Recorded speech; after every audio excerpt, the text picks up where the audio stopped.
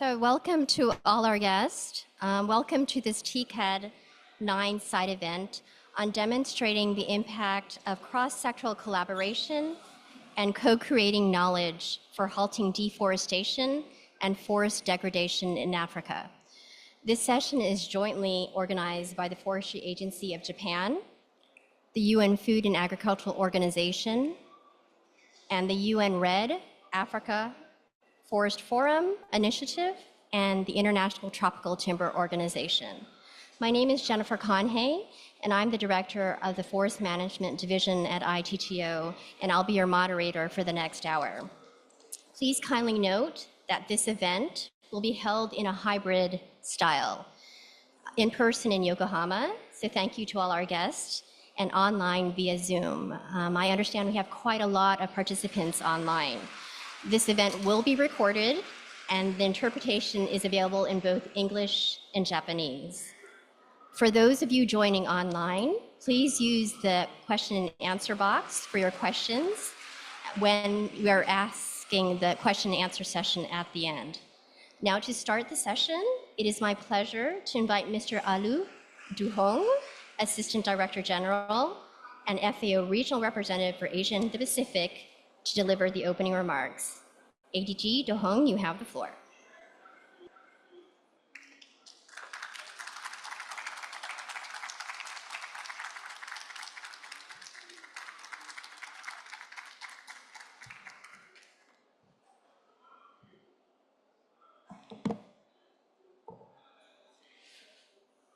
First of all, let me greet our honorable guests here. First of all, Mr. Koichi Kiyotaka, the Director of the International Forestry Cooperation, Forestry Agency, Ministry of Agriculture, Fisheries, Agriculture, Forestry and Fisheries, Japan. Mr. Takahata Keiichi, Director for International Trade, Office of Forestry Agency, MAF, Japan. Of course, Honorable Ms. Jennifer Konja, Director of Forest Management, ITTO. Honorable Professor Labode Popola, former Executive Secretary of African Forest Forum.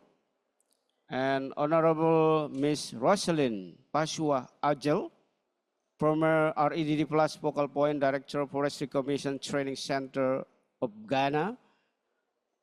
And distinguished guests, speakers, delegates, partners, ladies and gentlemen.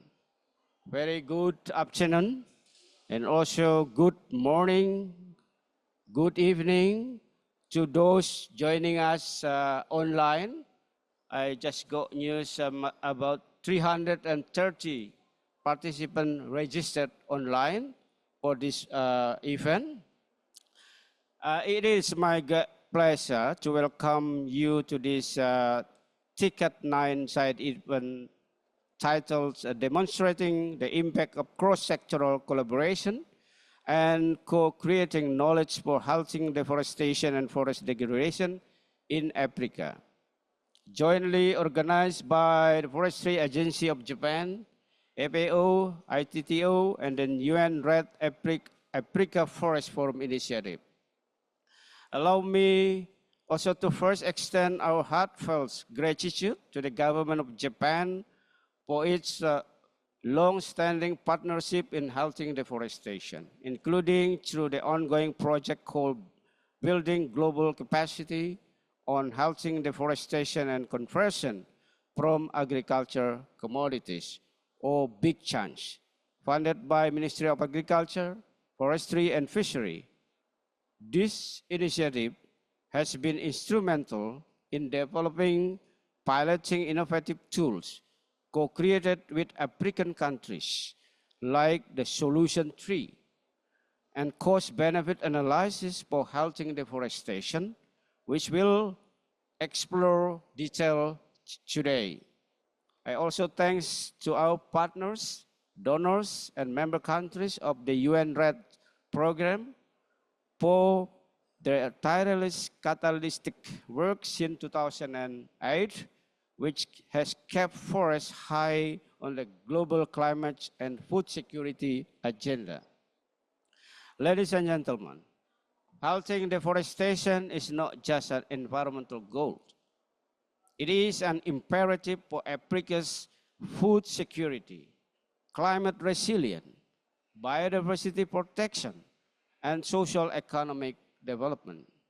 Africa's forests, covering over 636 million hectares, from the upper Guinean rainforest of West Africa to the woodlands of Southern Africa, are the lifelines of millions.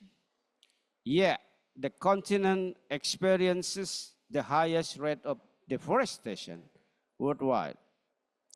At approximately around 4.4 million hectares per year between 2015 to 2020, threatening ecosystem, livelihood, and the resilience of our rural communities.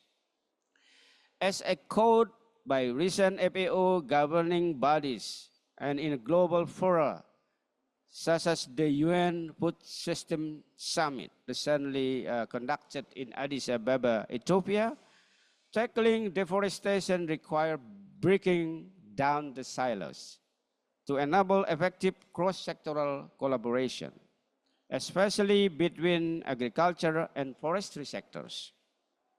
It is called for a transformation in land use, food production, and natural resource management to deliver both sustainable agriculture and healthy forests through integrated approaches.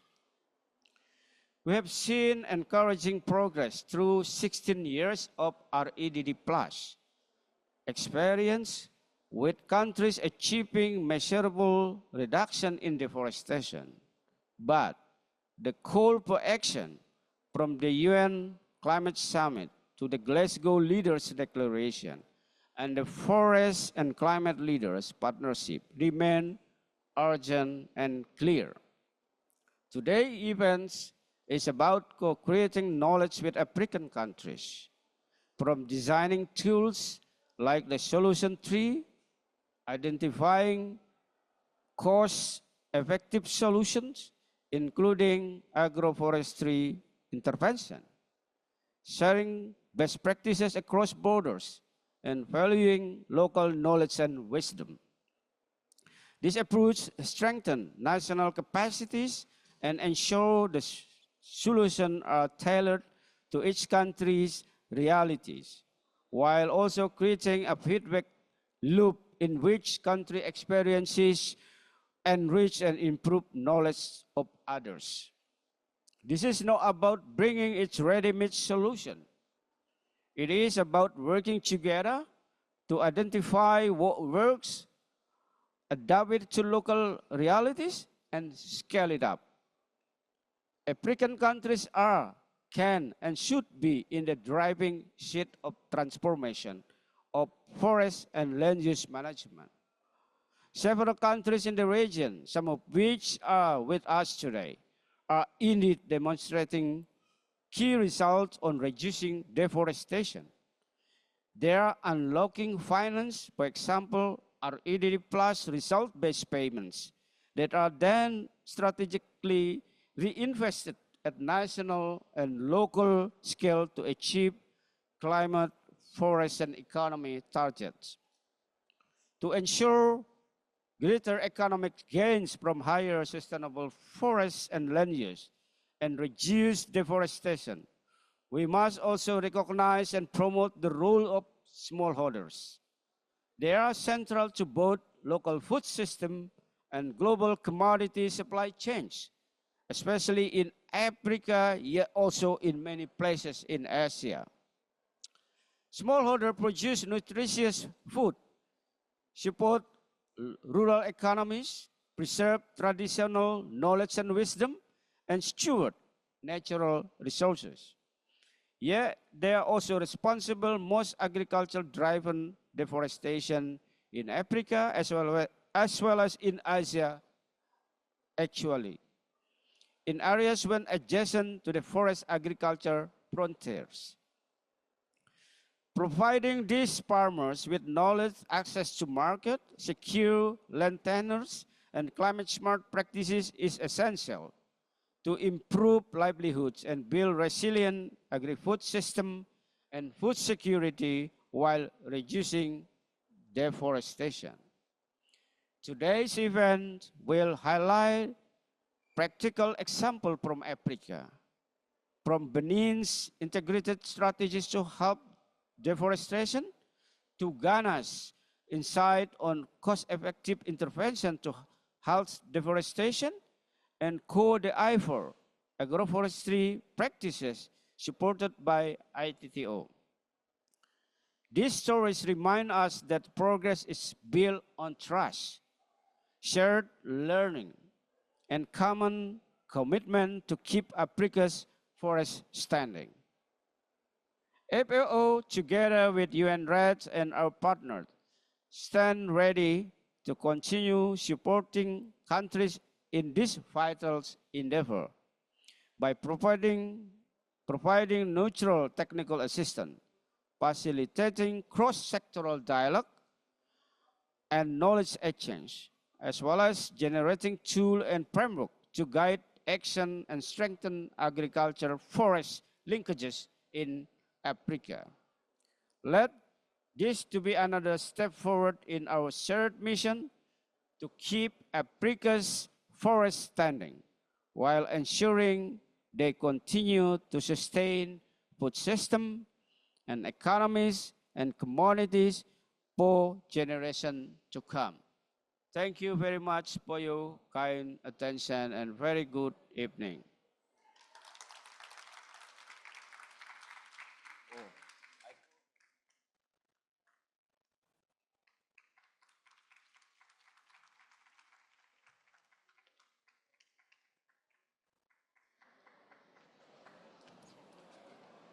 Thank you very much, ADG Do-hong, for setting the tone for today's discussion. So now it's my pleasure to invite to the floor Ms. Serena Fortuna, Senior Forestry Officer and Team Leader, Halting Deforestation, Degradation and Emissions Team at FAO, and UNRED Management Group member, to deliver the keynote presentation. She will speak about innovative solutions to halting deforestation and agricultural solutions. Ms. Fortuna, your floor is yours.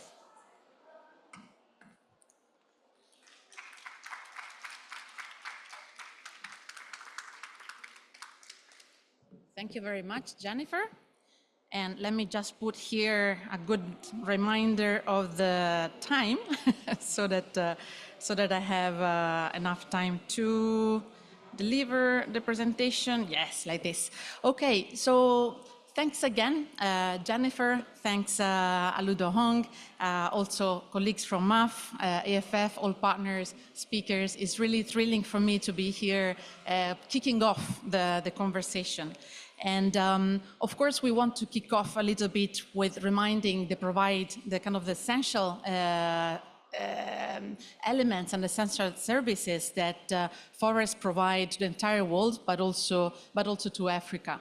As you can see in the slide, it really spans across multiple dimensions. Important to remember about the contributions the forest provides to poverty alleviation.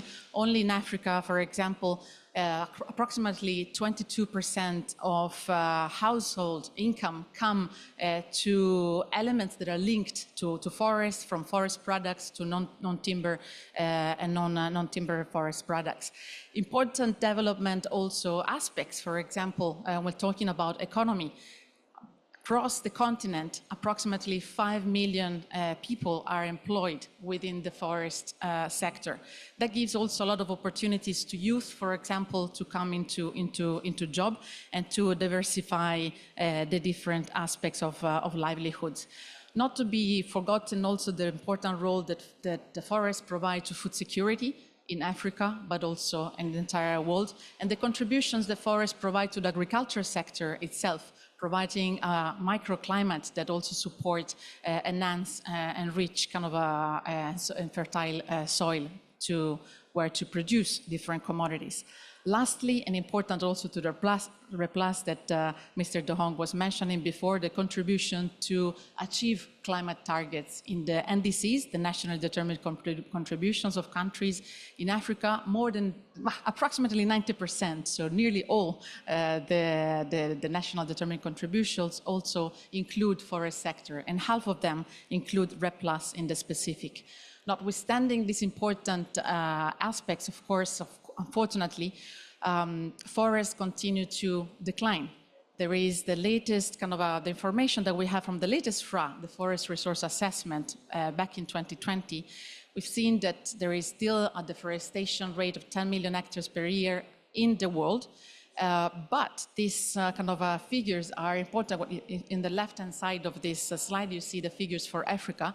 The important message here, though, both from FRA 2020 and hopefully also from the FRA that is going to be released in October this year with new data, is that the deforestation rate is declining. So yes, we're facing a lot of challenges in combating the deforestation, but we also see that countries are progressing and they start achieving results and declining the deforestation. On the right-hand side, you start seeing a little bit on the drivers of deforestation. Deforestation is really a very complex challenge that the world faces and is driven by multiple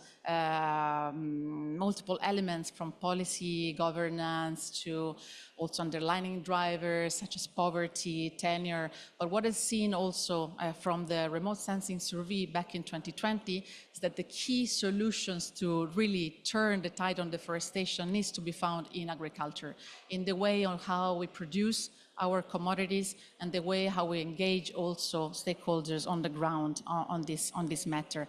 94% of the deforestation in Africa is driven and linked to agriculture, but that means that also the solutions to turn this tide lays within this important sector that is an essential pivotal sector for the economy of the region and also for the rest of the country. If we want to deep dive a little bit more on where to find these solutions, we also went through different studies and we're working with countries and of course identified also certain commodities that for being frequently linked to deforestation are often called forest risk commodities. Those from the private sector at least.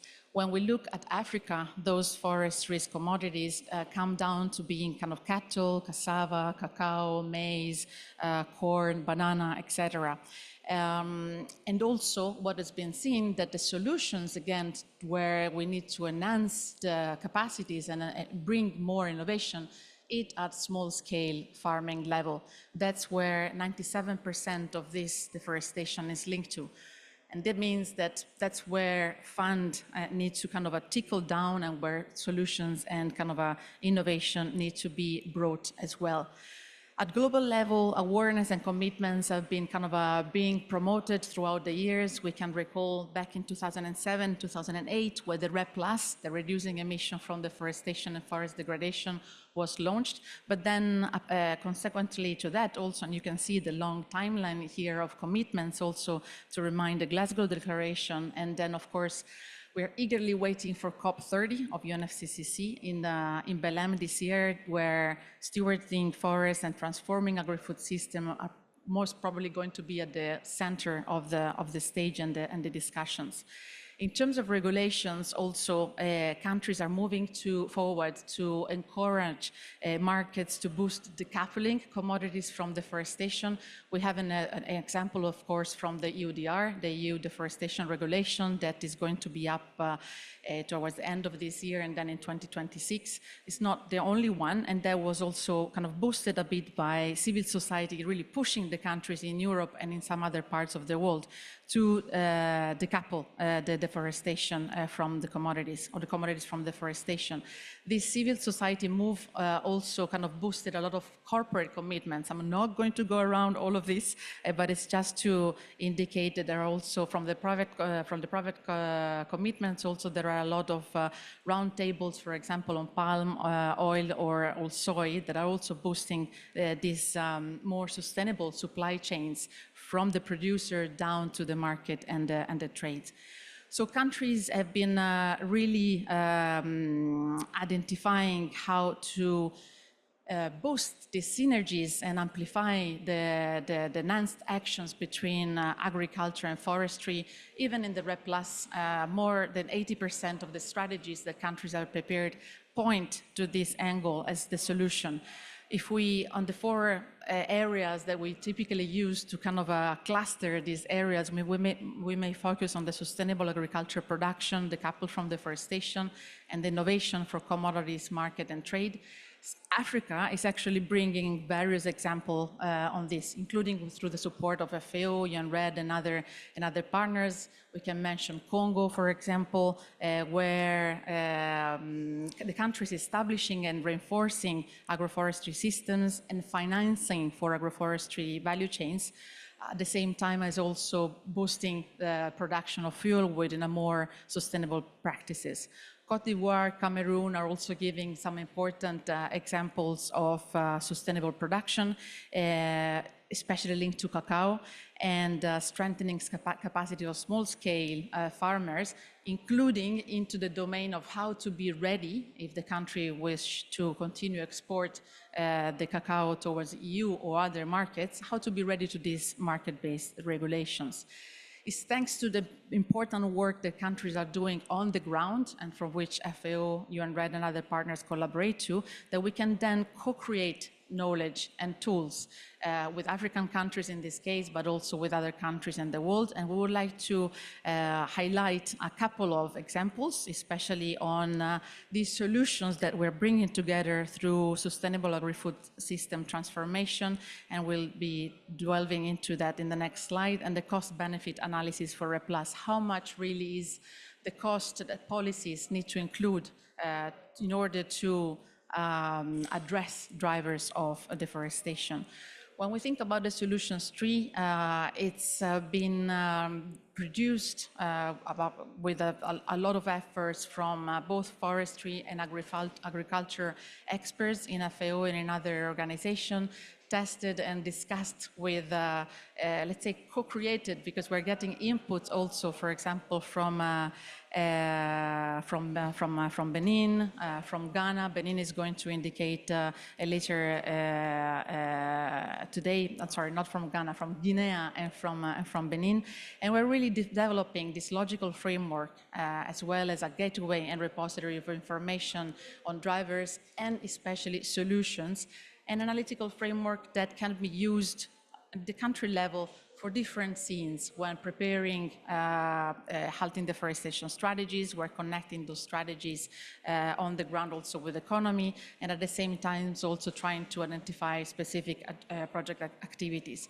We are hoping to launch the solutions tree later this year in October, and I hope that colleagues are going to be able to share the link to the video teaser also in the chat for the 330 participants that are following us online. On the costs, of course, when countries develop policies, the key information is also to include and engage indication of really the real cost to reduce deforestation and forest degradation at jurisdictional level. That has been coming also through a lot of work in the last 16 years of experience from countries in Africa advancing in the REP+ process. And we hope that also with, in combination with the efforts from Ghana that Rosalind will present and reflect on later, we're going to launch mid-2026 also this new information to try to bring in a clearer understanding of the efforts that need to be kind of included into the inputs for the reducing deforestation and the different financial income that will be needed. Now, in closing this kind of kicking off discussion, we've been looking at the halting deforestation side, but also if we turn the side of the coin and we look from the agri-food system side, we know by science that by 2050, we need to produce 50% more food, which is a huge number. At the same time, we need to reduce by 2/3 the greenhouse gas emissions that are linked to that, including the encroachment into forests. without really converting new forest into cropland and pasture land. This requires a paradigm shift. It requires the agriculture and the forest experts to work together into innovation. From FAO, both the Committee on Forestry and the Committee on Agriculture have been pushing and promoting this work in the last 4 or 5 years. And countries are indeed, especially in Africa, are indeed demonstrating that this is possible. As a takeaway message, I'd like us to keep on reflecting on the importance that Africa has, and that also that Africa continues proving that agriculture is not just a driver of deforestation. Agriculture is a driver of solutions and a driver to achieve climate and biodiversity targets while also obtaining a shared prosperity. We hope that all this work will also feed into the COP30 that is upcoming in November, and we're all eagerly waiting for. At the same time, also catalytic transformation of land use and commodities can reverse deforestation trend and sustain livelihood. What is essential is the partnership. What is essential is also the time allowed for forest and agriculture to work together. We are not talking about infrastructure development. We are talking about social services, and we're talking about ecosystems that need time to deliver their results. And therefore, also REDD+ is very often linked to patience in waiting for results. Africa is demonstrating through Ghana, Gabon, Uganda being also the first country in the pipeline to receive GCF REDD+ results-based payments. The solution exists, and that those needs to be scaled up to ensure really that a sustainable world where food security, thriving forests, and livelihood can coexist. So thank you very much, and I'll remain here for questions in case needed. Thank you.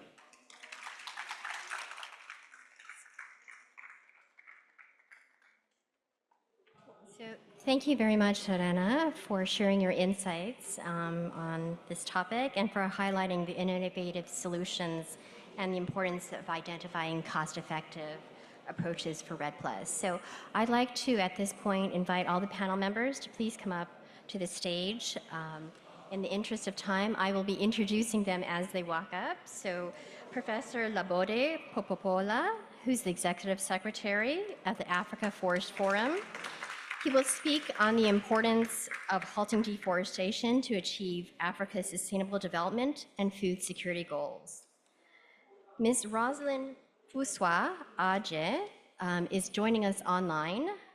She's the director of the Forestry Commission's Training Center of Ghana and a REDD+ forest governance and climate policy expert, and also a former REDD+ focal point, who will share insights on cost effectiveness in REDD+ solutions. So Mr. Awesu Kohomlan Berenger, please come to the stage. Mr. Berenger is the Senior Officer of Water, Forest and Hunting at the Ministry of Living Environment and Transport, in charge of Sustainable Development of Benin. And he will discuss identifying practical solutions for halting deforestation using FAO's solutions tree framework that Serena had introduced. And last but not least, Mr. Polycarp Masupa Kambale. He's a project manager of ITTO, who will present on ITTO's collaboration with country partners in Côte d'Ivoire to halt deforestation through agroforestry, which will be complemented by a short video in country. So I'm going to join you on the couch here.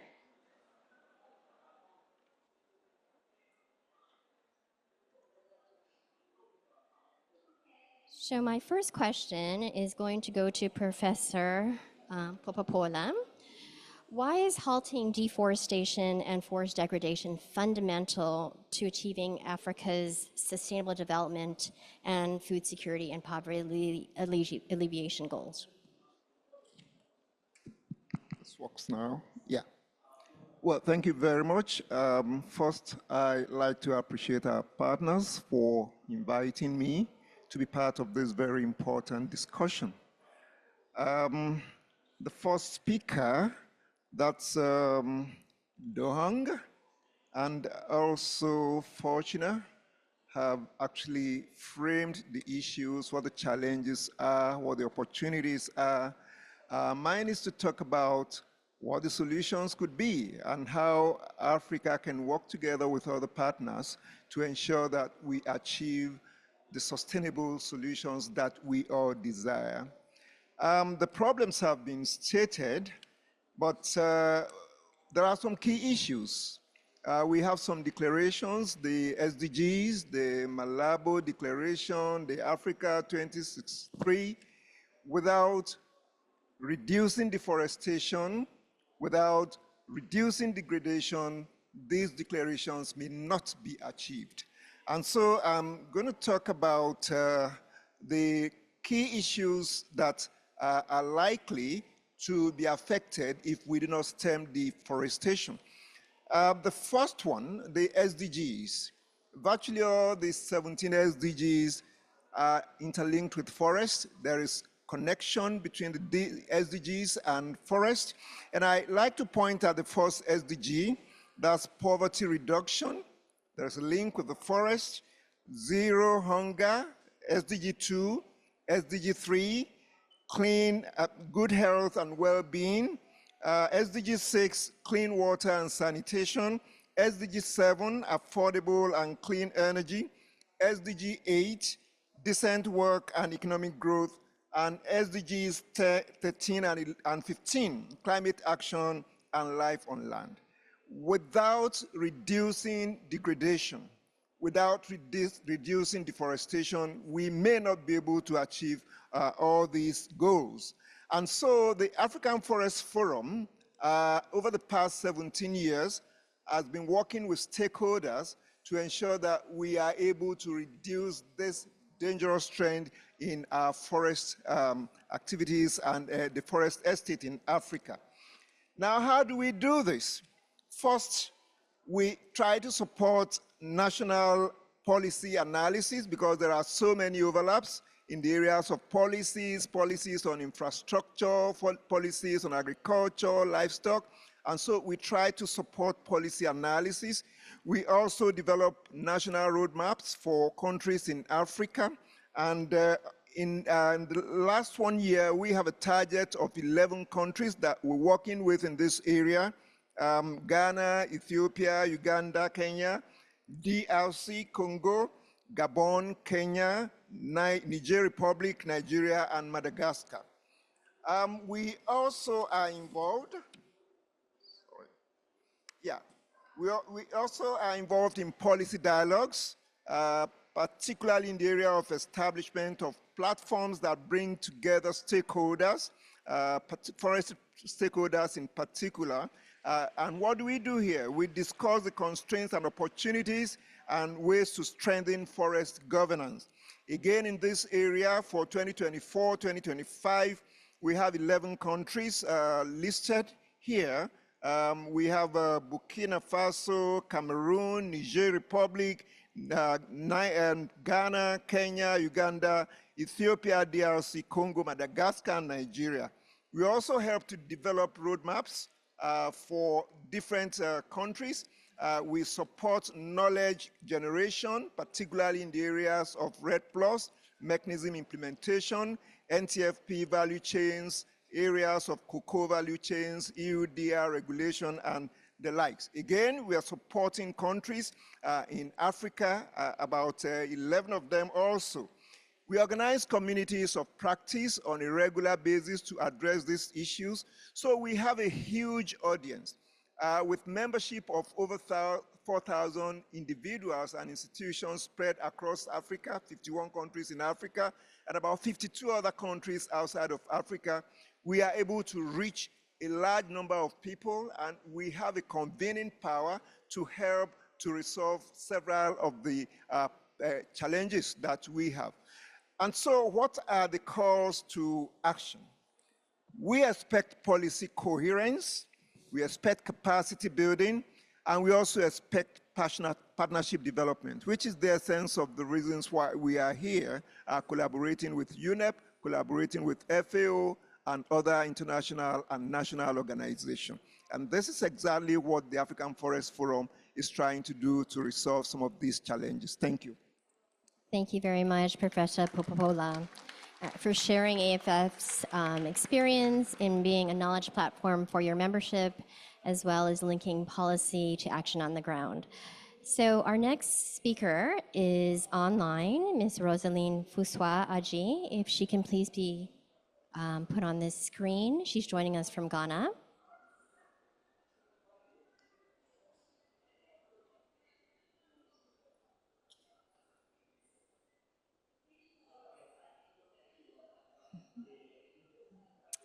Hello, Rosaline, can you hear us? Yes, Jennifer, I can hear you very well. Can you hear me? Yes, we can hear you. Thank you so much. Fantastic. So the question is, Ghana has been a front runner in implementing REDD+ in Africa. What lessons have emerged around identifying cost-effective solutions, and how do national stakeholders perceive the costs and benefits of REDD+ and sustainability and long-term impact? So Thank you the very floor is much. yours. Thank you very much, Jennifer. First of all, I want to begin by appreciating the Ministry of Forestry and Fisheries, the Forestry Agency in Japan, the FAO. Particularly, I want to appreciate Serena and Naoko for all the support provided. Sincere apologies, I couldn't be there in person. I tried, but it didn't work. It would have been my first time in Japan, so I was really looking forward to it. And also greetings to everybody in the room and the amazing panel that I am on. So Jennifer, to answer the three questions that you have posed, I have just a few slides. And the question was preceded by Ghana's journey in REDD+ as being a forerunner. This slide here just speaks to the 17 years of what we have done, from readiness through piloting to the results-based payment phase, moving with support from the World Bank for most of the readiness activities, carrying us into the results-based payment phase, and then now we're moving from the World Bank's FCPF into the voluntary carbon market with 3 different transactions signed, and already receiving also results for issuances for 3 years. It also demonstrates the fact that we haven't done this alone. We have received a lot of support, particularly the technical assistance from UN REDD and the agencies that make up UN REDD, also our local communities in country, our civil society, and also our private sector. So it's been a journey of many parts, which is now yielding results, but has taken a lot of time. I bring in this perspective because when we talk about cost-benefit analysis, most times we are not really valuing the time for engagement, which is very, very important because the forest is every day being threatened. And every solution that we have to put in place is really racing against time for other illegalities that are happening, that are providing some sort of economic incentives for people. And so it's very important to have this perspective. Now, to your very first question on what the lessons have been, a number of lessons have come up. And I want to share a number of them. So when you want to identify cost-effective solutions in Ghana, we've realized that you cannot have cost-effective solutions if you've not been able to identify the right drivers of deforestation and forest degradation. And then you need to understand the impact of these drivers. So you need to assess the impacts. And once you assess the impacts, you are linking them to the livelihoods that the people who are in touch with these forest resources derive from them. Now, the assessment of the impact and also the livelihoods then leads us or led us to do an assessment of what solutions would feed into those livelihoods and how you're also going to involve local communities is very important. In Ghana, we don't have indigenous people. That's why I say so much local communities. So the involvement of local communities from conceptualization through implementation to delivery is very important. And then for countries that have key commodities, Serena made a fantastic presentation talking about the commodities coming from some of these forest countries. In Ghana, it is cocoa. And so that means that we have a lot of private sector interest. And you then need to align whatever solutions also with the private sector needs for their supply chain to be sustainable. And then you go on to tracking and traceability, the development of monitoring systems that help us to track what is happening in our forest landscape. Are these solutions working? What is working, what is not working, who is coming on board, and who must be brought on board? And then, of course, for a country like Ghana that has entered into the third phase of REDD+ implementation, we are looking at what we can apply our emission reductions payments to. At the moment, we've received a little over $21 million from the World Bank, and 69% of that is going to local communities. Now, what we are using it for is to boost their socioeconomic development, because it's very important that that is done to boost their livelihoods.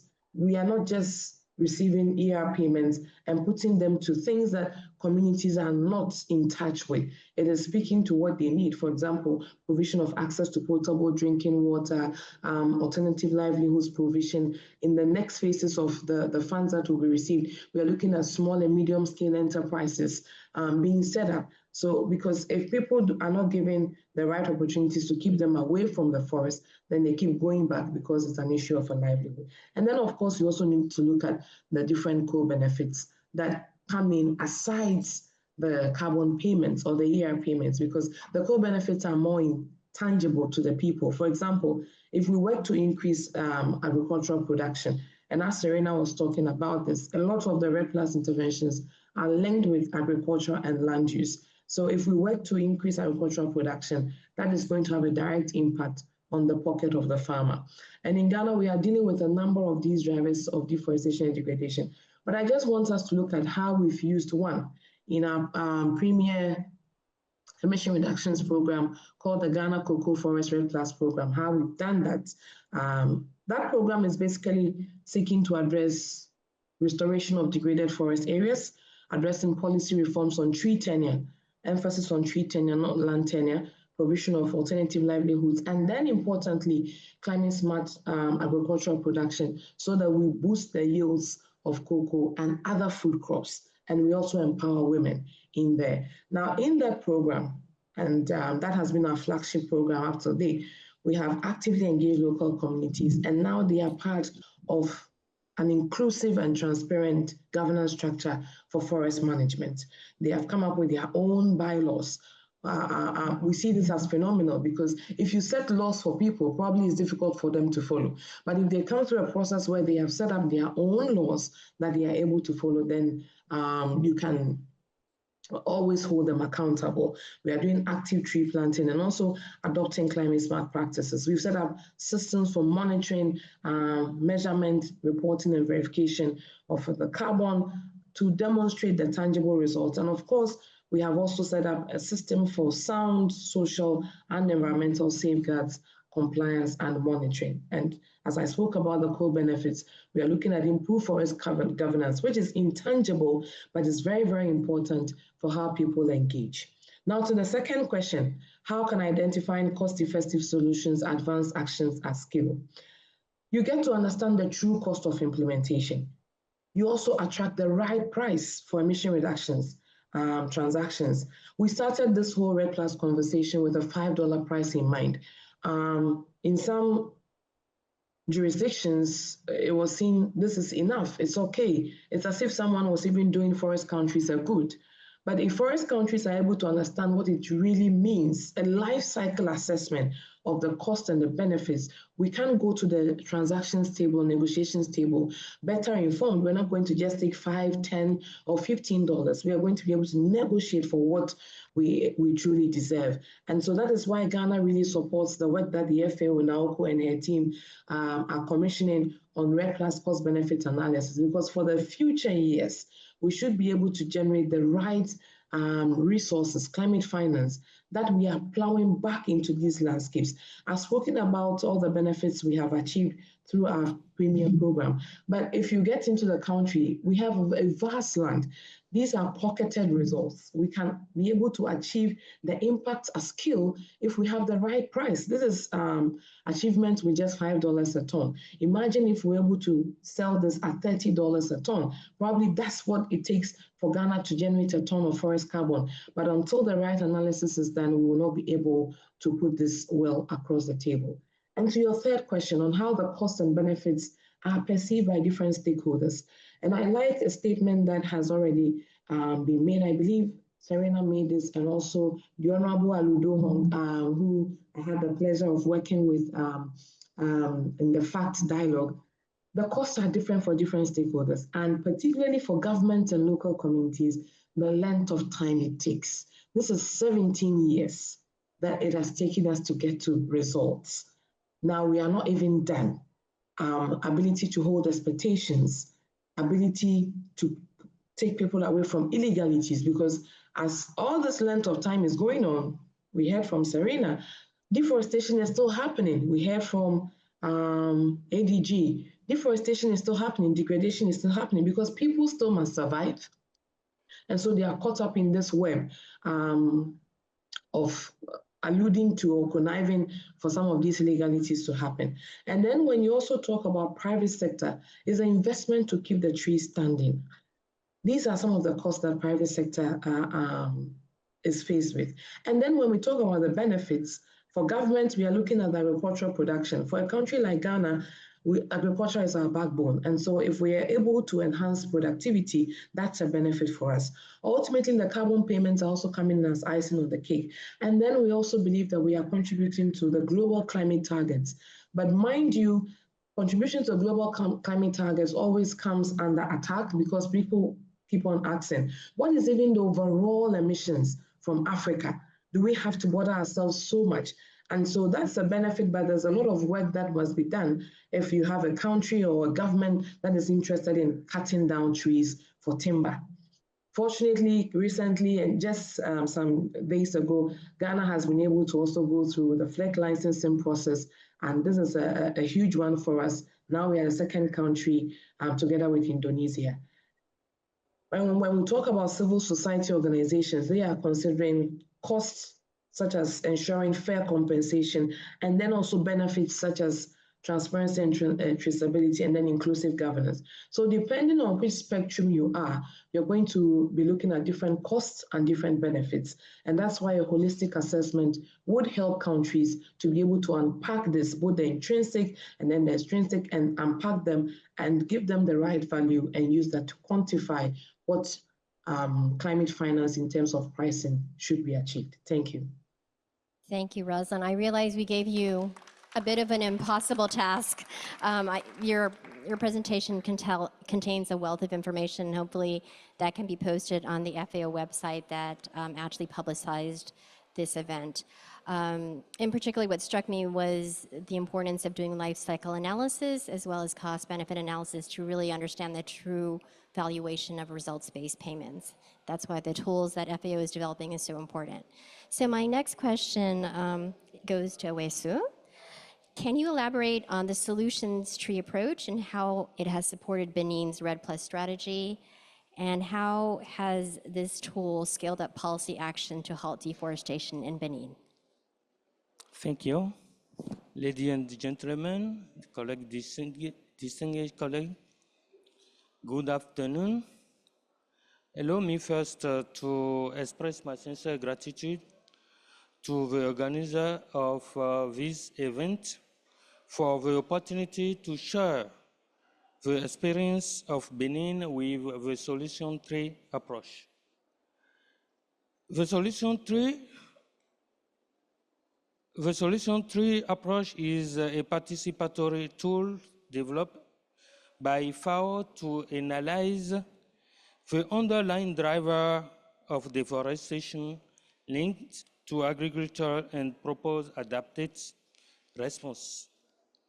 What makes it unique is that it do not look at deforestation as an isolated sectoral problem, but rather as a systemic challenge that requires an integrated and collective response. In Benin, we had the opportunity to test this tool in November 2024 during a national REDD+ workshop supported by the Green Climate Fund Readiness Project. This exercise brought together About 30% participants representing key ministries, agriculture, forestry, environment and energy, civil society, NGO, and research institutions. The workshop achieved two main results. First, we collectively identify and validate the underlying driver of deforestation and forest degradation. Second, we define strategic options to include in the national RED Plus strategy. Beyond the methodology, the most valuable aspect was the collective dynamic that emerged.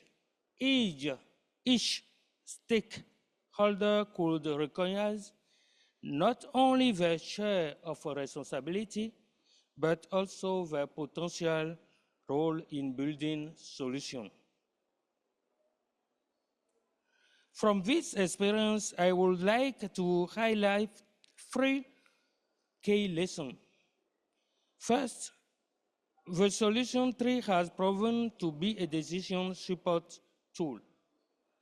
It provides a shared and validated knowledge base that allows us to better target public policies on the most effective level for reducing deforestation.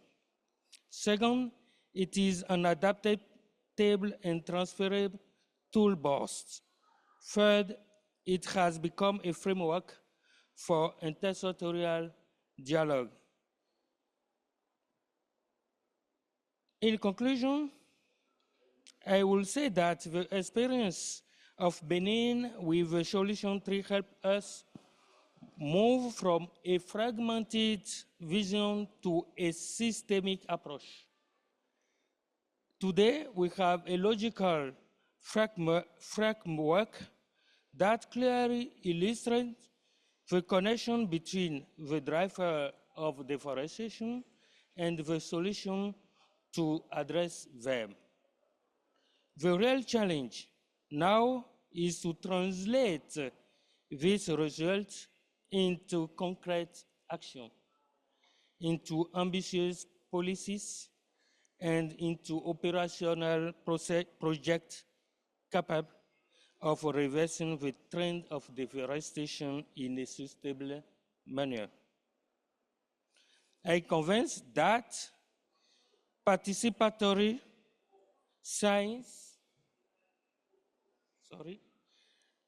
the participatory science and collaborative approach can play a decisive role in guiding countries toward more sustainable and resilient development pathway. Thank you very much. Merci. Thank you very much, Barrister Berenger, for sharing Benin's example. So the next question goes to Masupa. What are the key success factors for scaling up sustainable agroforestry systems in West Africa? And how do these approaches help halt deforestation while enhancing rural livelihoods and food security? The floor is yours. Thank you for the chair.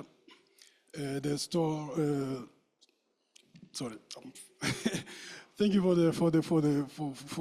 allowing me to present my key elements regarding this good achievement of women which are on the screen. And this one slide is a response to your question. It shows this powerful women taking care of what I can call a baby tree instead of tree seedlings, because they are trying to make sure that the baby tree could become an adult tree, which will have social and environment impact on the local communities living in that area. The story of these powerful women started with ITTO through a small project which was funded by Japan and USA. And they have been so successful that their achievement now has been replicated and adapted in two other countries, in Benin and Togo, with financial funding provided by Sokagakai. So what I can say to wrap up what these ladies have been able to achieve is that they've been accused of being part of the problem of forest degradation. So they say, okay, we want to change our status from people who are degrading, who are responsible for degrading forests, to become also a kind of environmental positive person who are contributing to reforest and to make sure that we can contribute to improve the forest cover in our countries. That's where they submitted a project which was funded by ITTO, and they use, of course, the Taongia for agroforestry system as a tool which helps them to make sure that they can take into account their own interests, which they need, which are related to the food security, and also to make sure that while they are contributing to have this food security secured for the local communities, they are also having some livelihood with additional production, food crop production, which is coming from agroforestry, the Taongia system which was used. And of course, this was a kind of counterpart to make sure that they're also contributing to the what we call long-term and medium-term, medium and long-term approach, which is in relation to the restoration of land forests in Côte d'Ivoire. So that's what I can say is that these women have been very, very powerful and successful. So that let's share some of their thoughts through the video which is coming now. Thank you.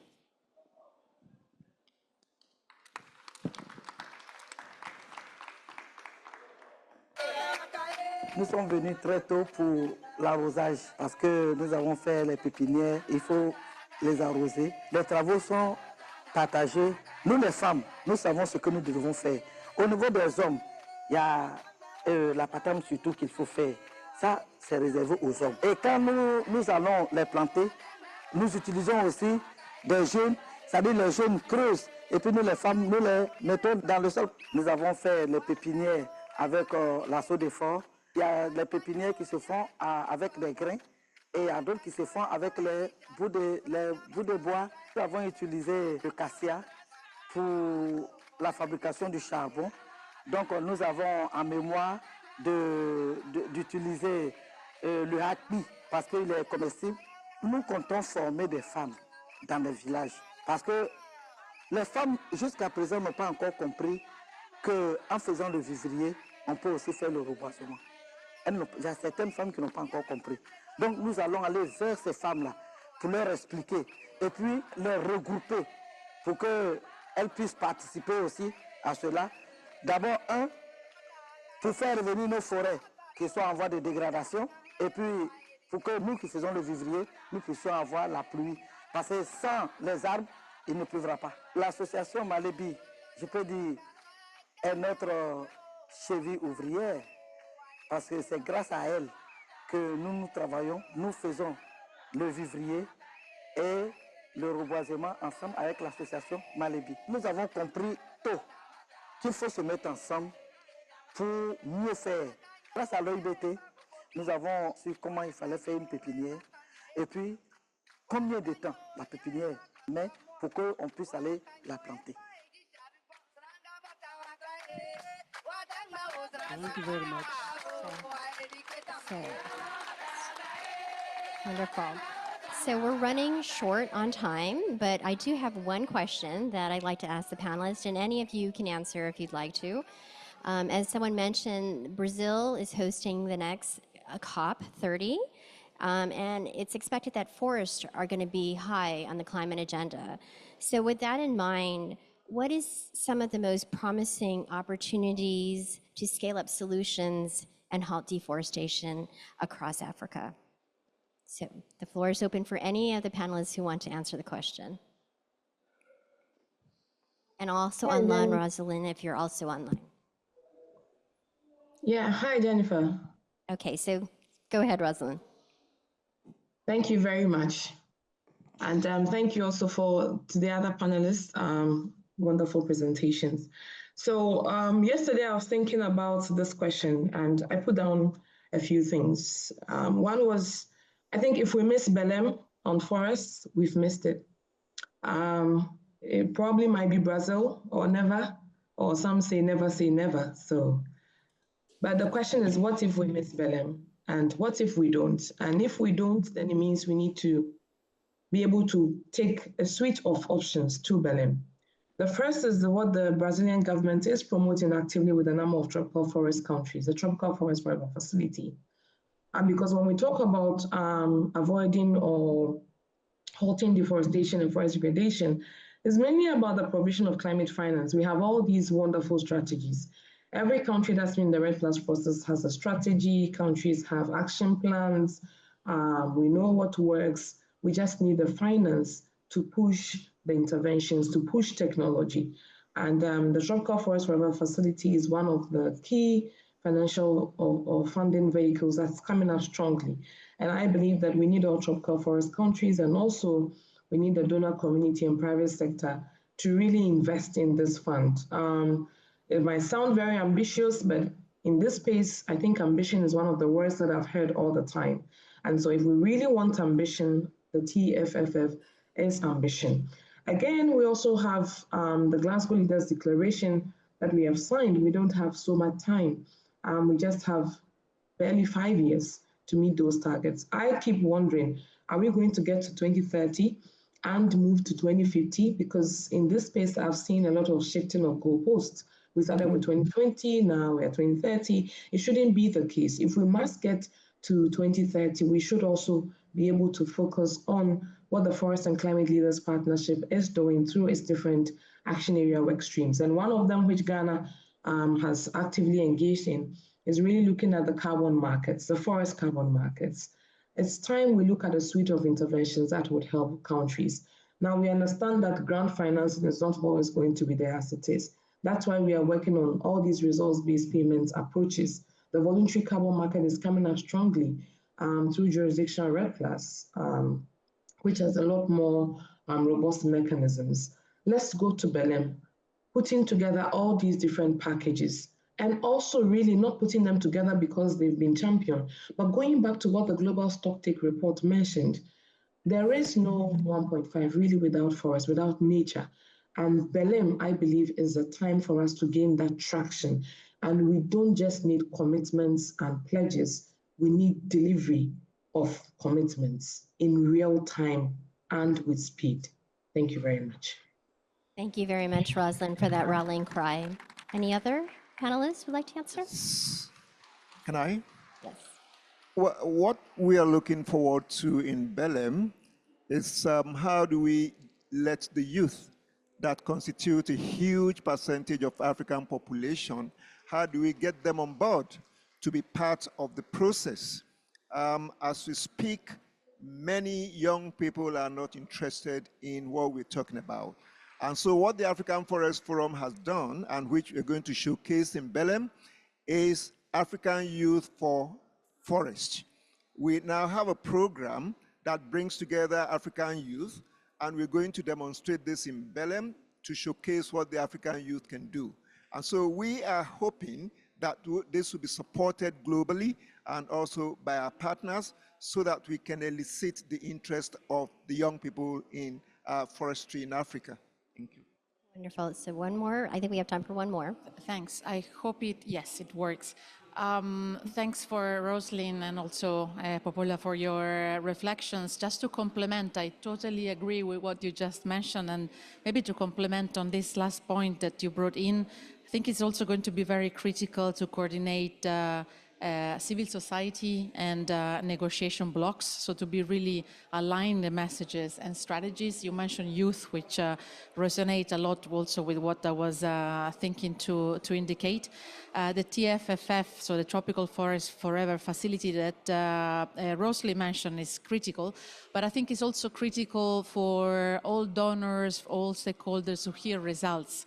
And I think that of the last 17 years, at least, of work, as also Rosalind was mentioning before, and I think that really African countries are now ready to really be in the spotlight as leaders in forest climate action, demonstrating the results that have been achieved until now, and probably also bringing forward that angle, the strong angle that Africa can bring in on the community-led models with the agroforestry models that we were mentioning, the livelihood approach, and really managing to demonstrate that working in forest means also enhancing livelihood, enhancing economy.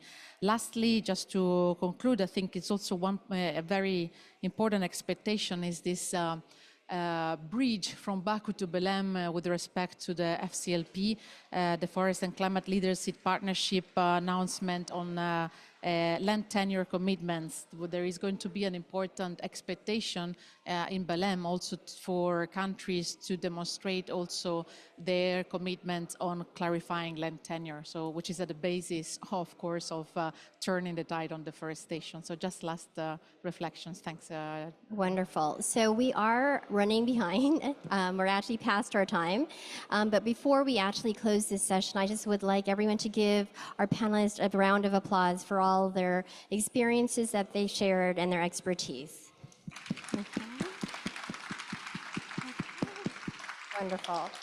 So today's dialogue has highlighted Africa's leadership, cross-sectoral collaboration among agriculture and forestry, and created knowledge solutions for advancing sustainable agriculture to halt deforestation.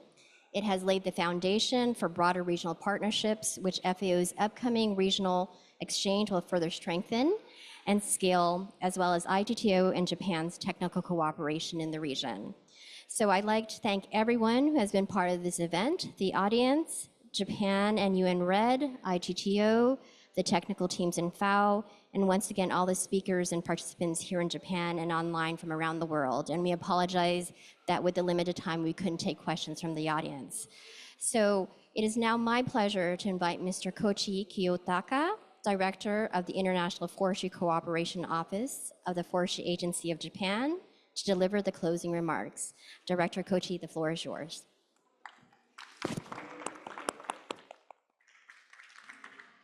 Thank you, Jennifer.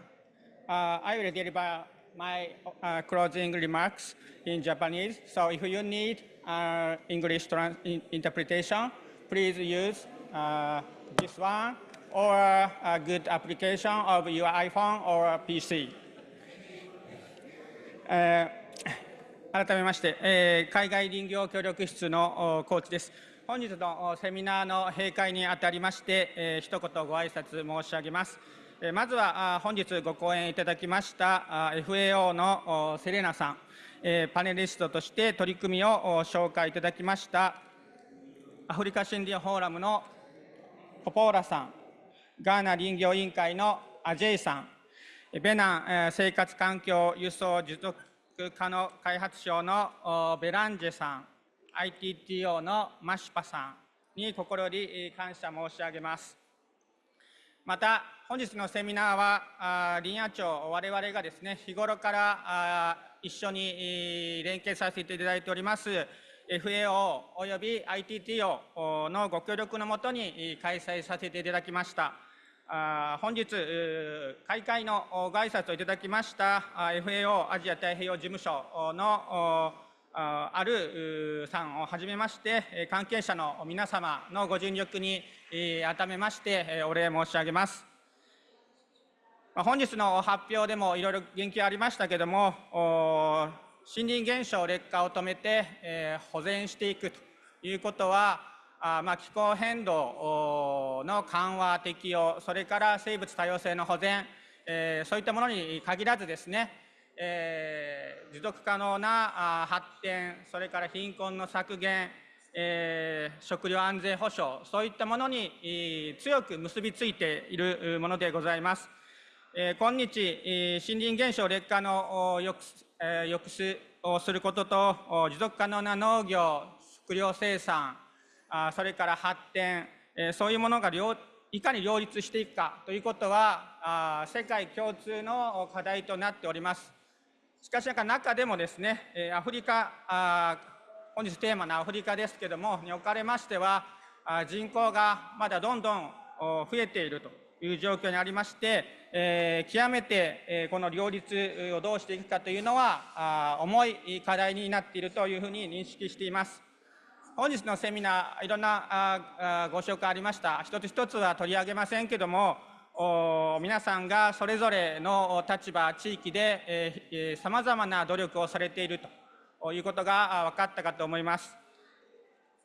本日、今日ここの会場にいらっしゃる方、それからオンラインの参加の方々も増えまして、新しい知見、それから新たな学び、そういうものを得ることができたのではないかというふうに思います。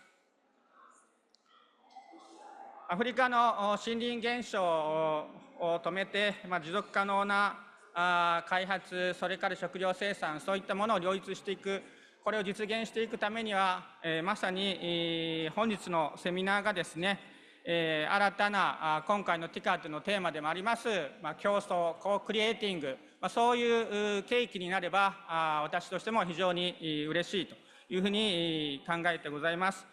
我々林野庁を含め日本といたしましても、アフリカのこれらの取り組みをですね、しっかり後押ししていけるよう、引き続き、アフリカ諸国の皆さん、それから国際機関の皆様としっかり連携していきたいというふうに思っております。改めまして、本日はご参加いただきありがとうございました。